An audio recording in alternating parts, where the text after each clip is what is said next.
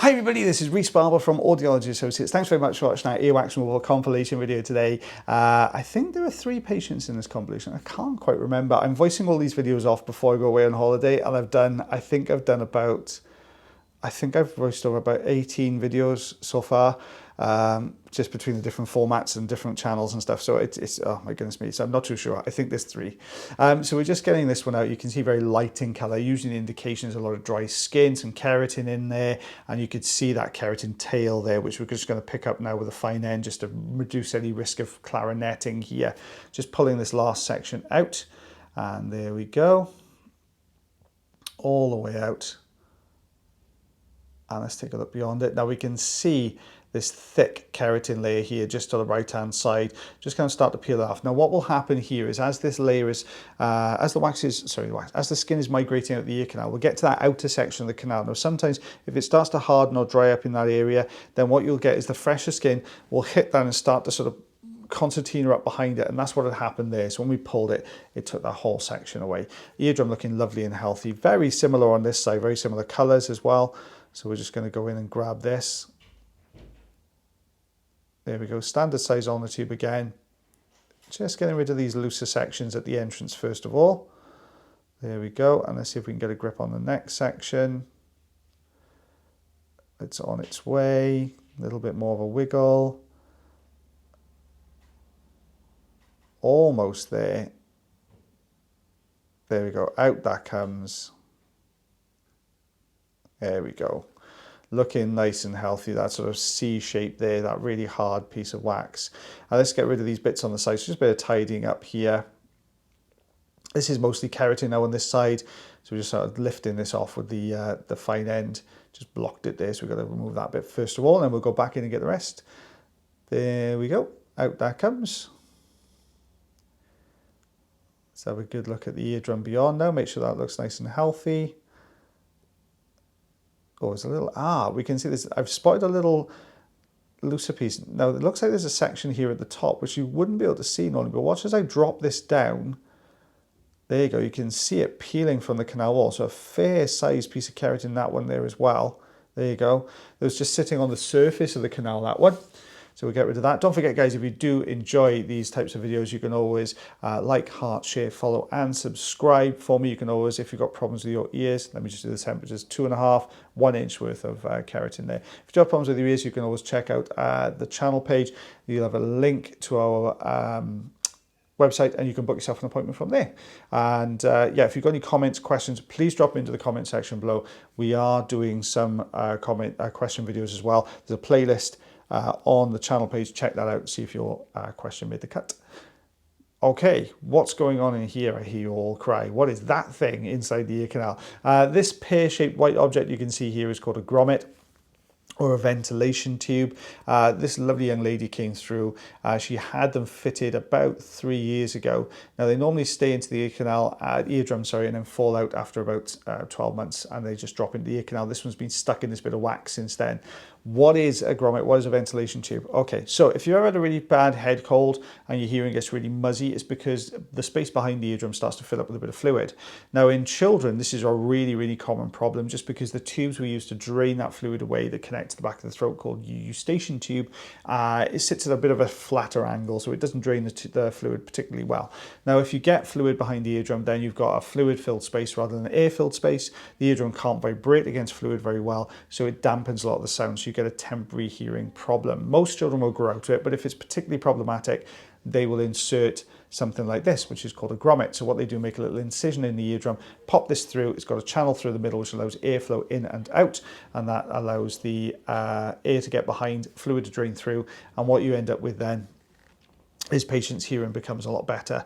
12 months later, eardrum repairs itself, drops out as it's done here, and then sometimes it gets stuck in wax, which is what's happened. I'm trying to move it, but I'm trying to also be really cautious because it's sitting right on top of that thinner skin deeper inside the ear canal, so it's really sensitive to pressure.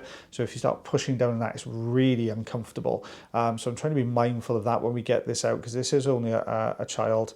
So we're just going to pop in the standard sized Zollner tube. Let's get a grip on this and start to pull this forwards.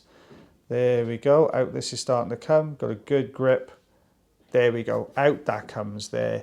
So I do clean this off and show you it in a bit more detail afterwards. I get the wax off it and pick it up with the forceps so you can have a good old look at this. So make sure you stay tuned for the post wax removal procedure, and then you can have a good look at that as well. Now, just tidying up here. Now, the keen-eyed amongst you will see on the right-hand side of the eardrum there's a little bit of tympanosclerosis, a little bit of greying. Now, that can happen when somebody suffers with, especially in this kind of age, usually when somebody suffers with repeated ear infections.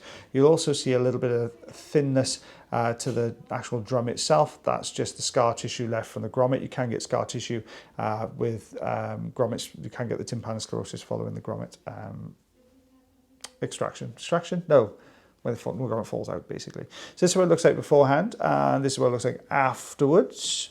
And this is the grommet itself. You can see it's got a very distinct shape. So you can see it's almost sort of, remember cotton reels? Wider on both ends, thinner in the middle, yeah, or dumbbell, something like that. Basically, the thin section is a bit that sits in the actual eardrum, so it sits through the eardrum like that. So this is a very humid ear canal. Always difficult with humid ear canals like this, especially if you see it sort of misting up like this.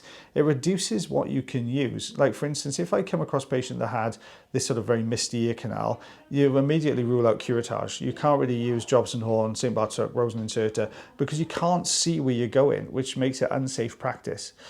So when you've got a really misty ear canal like this, you have to use suction. And the reason it works better with suction is because you're pulling the ear up the suction tube. It's drawing all the humidity, all the moisture out of the canal. So it does help it to come away a lot more easily. Got a good grip there. Just going to give us a bit of a wiggle. Difficult one, this one, because the ear canal entrance is narrow. So as we're pulling this out, we're obviously holding the canal open with either the endoscope or the side of the Zollner tube. As we pull through, as the tools come out, that narrow ear canal, as you're holding open, collapses back down around the wax, and that's what's happened here. So just trying to pull this through. It's slightly softer wax as well, which can be a blessing and a curse really with this one. Sometimes if you've got a very, very hard type ear wax, then as you're pulling it through, you've got a little bit more, the wax has got a little bit more sort of resistance to the canal collapsing back down. With softer, it doesn't really happen, but it does break little bits off, which means you do kind of tend to get it through a little bit easier. So we're just pulling this through. There we go, out that comes. And let's get the next section. There we go, that's that section as well.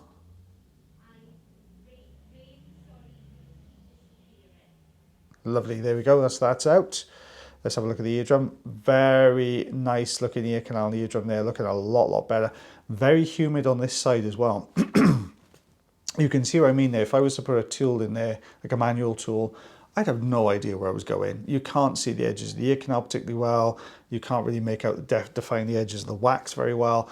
So yeah, definitely one for suction, that one. So just trying to lift from the side, you can see it's pretty, not solid, but pretty sticky. And it's stuck all on the canal wall sides there. So there we go, just starting to lift the edges.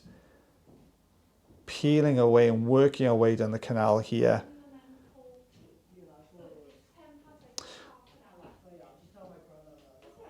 So just lifting from the side now, and the bottom there, just start to peel that off.